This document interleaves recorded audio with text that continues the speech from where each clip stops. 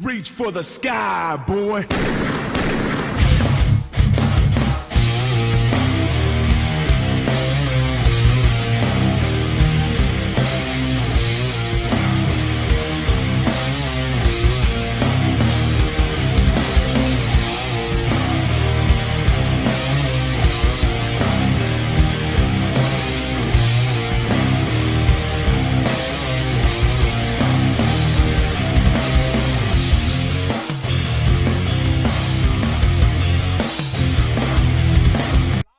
Here, and this is your boy Juggernaut097, bringing you guys my WWE Extreme Rules 2016 review.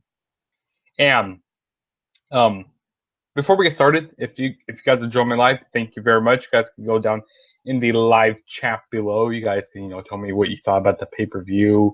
Did you guys like it? Did you guys hate it? What was your favorite match tonight? You can ask me some questions. As we start getting people rolling in here. So yeah, but overall, I think the show was actually pretty good. I mean, there was a few matches I was not really into, but most of the show I actually really enjoyed for this being like a filler pay-per-view.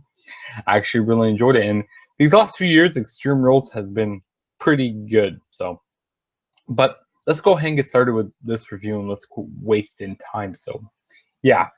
So first off, I had the kickoff, which I was not able to watch, but I heard that there was a pretty much Dudley Boy segment where they pretty much cut a promo, and then Big Cass came out and pretty much beat him up, and that's what happened.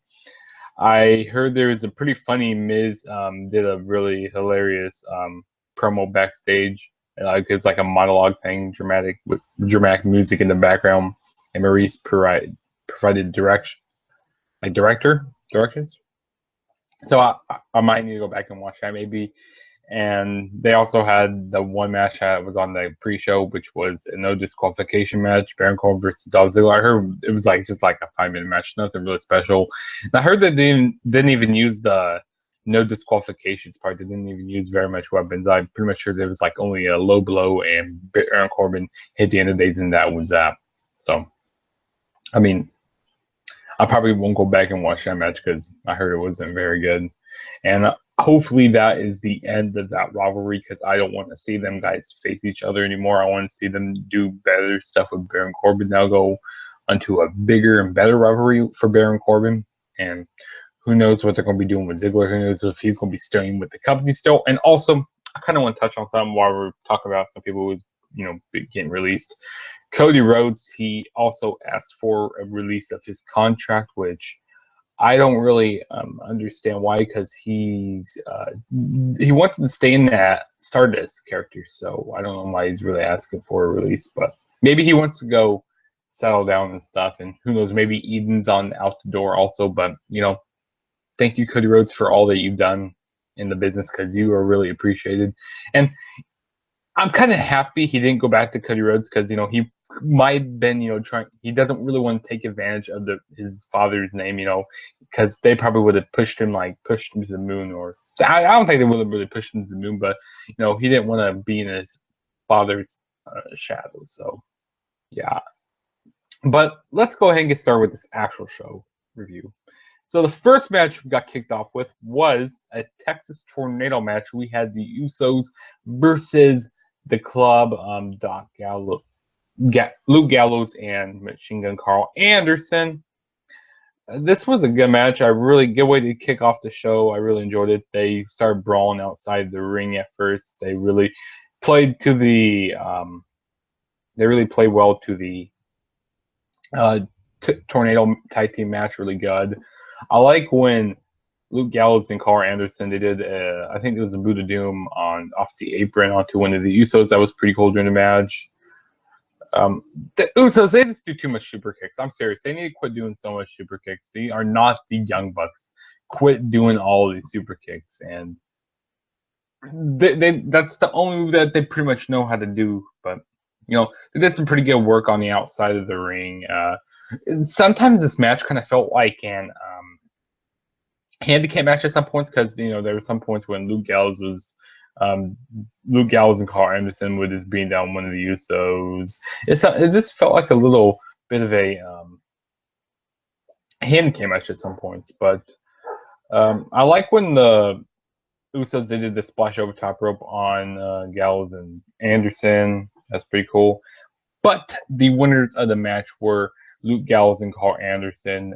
They hit the Magic Killer, so they picked up the win. So that was good. I'm happy they picked up the win because, you know, we knew that pretty much Roman Reigns could be win later on night. So that was good that they gave that was good that they gave the club the win there. So yeah, I'm fine with that. And that's probably the best match that they had out of the series of matches that they've been doing. So yeah, but it was a good way to open up the show. So I enjoyed it.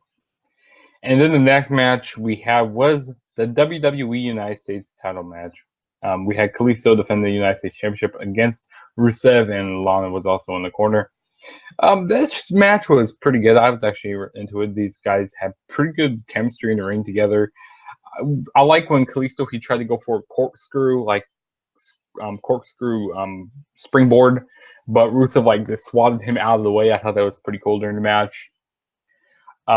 They were playing to Kalisto's injury pretty good in this match because, like, I don't know if this was a real injury or if this was a storyline injury, but they were kind of playing to a storyline how he had a back injury and Rusev was just putting him in bear hugs a lot during the match. So the match kind of got slowed down a little bit, which I didn't really like how it got slowed down. But I mean, it was all right. But then it started kicking up again. Like these guys are pretty good, strong in this match, and I actually really liked it. Rusev, he did a nice he threw Kalisto onto the ring apron, and then Kalisto he just laid there he looked like he was dead there for a few minutes, and the referee had to go check on him, and doctors had to come check on him. Like I said, I don't know if that was really storyline or if it was just actually a real injury there. But so they did that, and then Rusev wanted to go. You know, he was going to kick Kalisto, but the referee backed him up, and he was like, the referee was starting to disqualify Rusev, but then Rusev locked in the accolade and contorted all the way back, and it looks like he was getting ready to break Kalisto's back there. I mean, it looked very bad, and Kalisto he just tapped out right away, and your new United States champion, Rusev. So I'm happy Rusev is United States champion. I hope they actually do something with Rusev because I mean I know that Cena's returning in a week, Memorial Day, but hopefully they don't give it back to Cena because that would be. I mean, I wouldn't mind if Cena does get the U.S. title back because I don't mind him as the United States champion because I always liked his United States Open challenges. But at least wait a few pay-per-views to give it back to Cena. Like maybe wait till Money in the Bank or maybe wait till Battleground to give it back to Cena. Like at least. But actually, there was a few more spots I liked in the match. I like when Kalisto did this tornado DDT during the match. That was pretty cool. But like I said, I thought these guys have very good chemistry in this match. So, yeah. Then the next match was the WWE Tag Team Championship match. We had the New Day, which the people who were in for New Day, Xavier Woods and Big E, which Xavier Woods doesn't really go into the matches for people. He doesn't really. He's not really in the matches, so that was pretty cool seeing him. I kind of heard maybe Kofi Kingston was injured. I don't know if that's true, but I heard he was injured a little bit. But they were facing the Vaudevillains, which this was only a 5-minute match, but with these 5 minutes, they pretty much did some pretty good stuff. I thought the Vaudevillains were actually going to win at one point during the match when they hit the Whirling Dervish. I thought they would have won there. Like, ooh, that was really close. But I like when Big E did this suicide dive on the outside of the ring, that spear on the outside. That was pretty cool. I think it was Xavier Woods. He hit a shiny wizard for the win. Kofi Kingston would get involved. I mean, this was pretty good action for only the 5 minutes that they pretty much got in this match. So yeah, this was a pretty fun match. I liked it.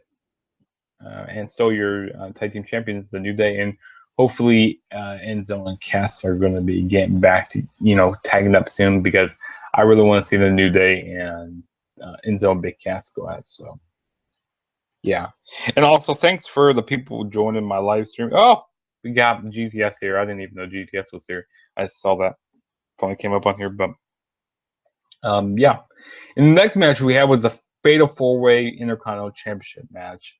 We had The Miz defending against Cesaro versus Sami Zayn versus Kevin Owens.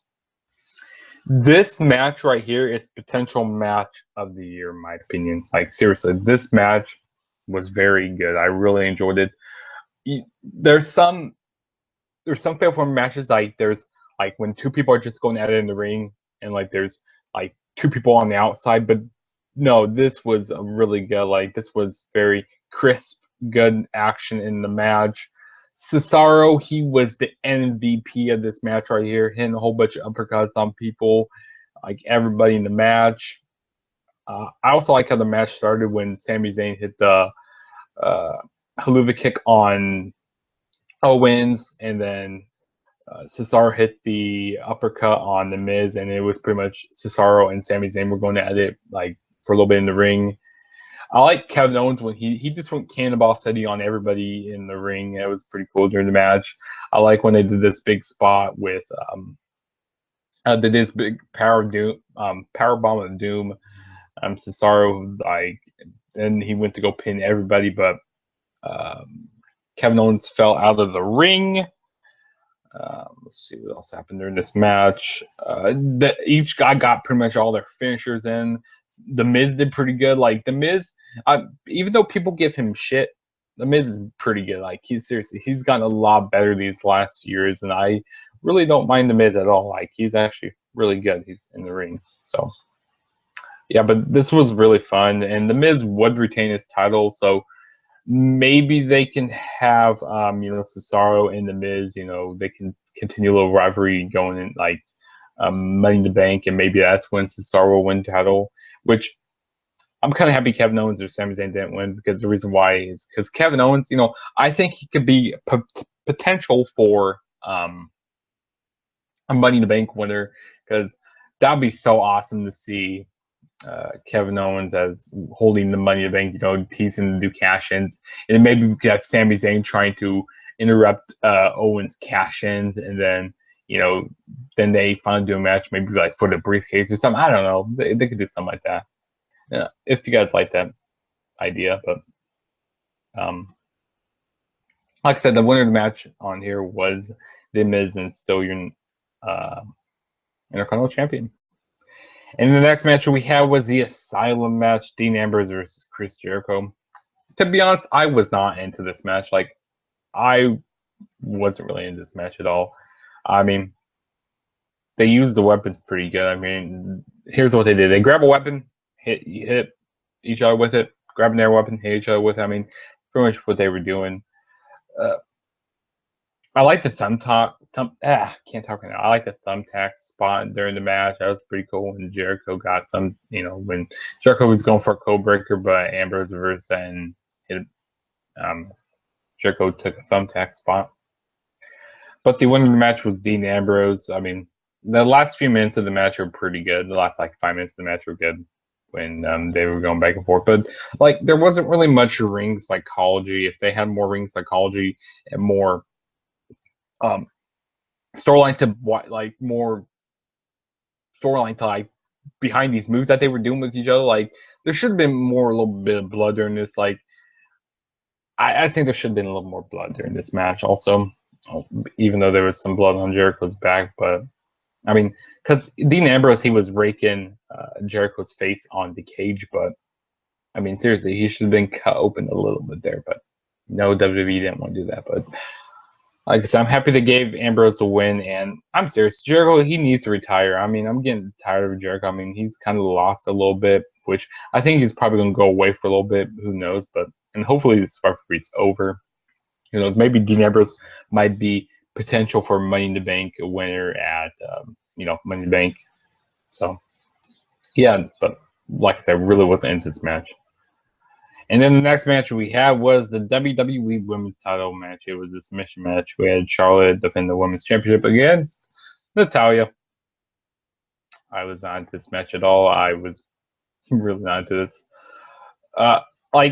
It's kind of a shame because these girls, they put on really good matches, but the thing is, their matches have been recently declining. Like, at Payback, it started going downhill, and then here it got even worse.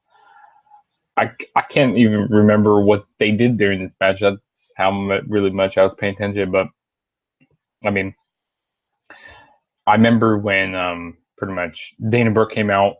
Excuse me, Dana Brooke came out, and Natalya goes like, "Oh, Ric Flair's coming out," and she's like, "I'll win the match," but no. Charlotte locked in the figure 8 and retained her women's championship, and I really don't care about the women's division right now, like until Sasha Banks gets that title, like because Sasha Banks, she's my favorite women's wrestler right now, but until she has that title, I don't care right now because they're not really doing much, and I just didn't really like this match very much, and it looks like they're going to be pairing Dana Brooks with Charlotte because Emma's injured right now, so yeah. I mean, this boring match here, but let's move on to the main event. We had a WWE World Heavyweight title match. It was an Extreme Rules match. We had Roman Reigns defended against AJ Styles. This was a good match. I really enjoyed it top to bottom. You know, they really used the extreme stipulation to the match. I mean, they didn't really use much weapons, but they used it like the anything goes rules, like because they fought in the crowd during the match. Reigns actually did pretty good in this match, held his own. Styles, he did phenomenal, no pun intended. I like how they fought up towards like the pre-show area. AJ Styles hit a phenomenal forearm off the pre-show set. That was pretty cool. I liked when Reigns he hit like a razor's edge like into like a Liger bomb. That was really cool during the match. I like when Reigns back body dropped AJ Styles to the announce table, and it looks like Styles like this pretty much took an ass bump there because like he just sat up when he was going through it, and it looks like he had a whole bunch of air time on that. Like it looks like he was in the air for like 5 minutes. Like it really looked like he was in there for 5 minutes, but that was really cool. Reigns, he just pretty much beat Styles around the ring, pretty much threw him into the LED board, threw him into the barricade, and of course, you know, we had interference from the club and from the Usos, or the Quesos, I like to call them, and the club sandwiches. It's a little joke I made last night, but I mean, that was very much mayhem during the match. But the winner of the match was Roman Reigns. He would retain the title when AJ Styles was known for a phenomenal forearm, but Roman Reigns caught him in a mid-air spear, which was really cool. Also, during the match, AJ Styles, he was just going to town with that steel chair on everybody, like on the whole Usos and Roman Reigns. That chair should go into the Hall of Fame. I'm serious. That chair is going to the Hall of Fame next year. It's going to be in the Hall of Fame, but yeah, but this was a fun match here. This is another possibly potential match of the year for WWE's main roster, for the main roster, not for NXT, because NXT right now is Shinsuke Nakamura and Sami Zayn, but that's beyond the point. But like I said, Roman Reigns won by the spear, and then after the match, Seth freaking Rollins made his return, and I'm wearing my Never Shuts Up t-shirt right now. I'm so happy he's back. My boy is back. I mean, if you guys watched my live reactions last night, which you guys can go check that out after you check this out. I was marking out like hell when he came out, which also GTSC was a part of my live reactions, which I'll probably have him on some more live reactions, but yeah, he would hit, Seth Rollins would hit Reigns with the pedigree, and then he would hold the title up, and that's how they would end the show. So freaking awesome that Seth Rollins is back. So it looks like they're going to be setting up Reigns and Rollins for probably maybe the rest of the summer. Who knows? Like they're probably going to have a match at Money Bank, probably Battleground, and maybe SummerSlam. Who knows? But I'm just happy Rollins is back, and also going to be having more returns. So like next week we got Cena, and Yeah, but that was the end of my Extreme Rules 2016 review for you guys. Tell me if you guys like the show. Did you guys hate it? Did you guys like it? Just pretty much give me your thoughts about the show here. That's pretty much all to say. If this is your first time ever checking out one of my videos, please smash that subscribe button. That really helped me out a lot. And also go share this on all your social medias. Go share it on Twitter, Facebook, just try to get me out there more. So do that. And go follow me on Twitter at TheTrueJSB. Go follow me on Instagram, TheTrueJSB. Also in Snapchat, TheTrueJSB1. But some reviews I got coming up. During the month of June, I'm gonna be reviewing every Money in the Bank. And I'm sorry that I didn't do retro reviews for much of May. It's just that I really didn't have the desire to do them very much. But I'm gonna start doing better with my retro reviews. So I'll be doing Money in the Banks in June, maybe if I want to do some other shows in June, but enough rambling on. This is your boy Jarno saying peace out, and watch out for them steel chairs because there's gonna be some coming at you in 5, 4, 3, 2, 1. Peace out, guys. Catch you guys in my next video.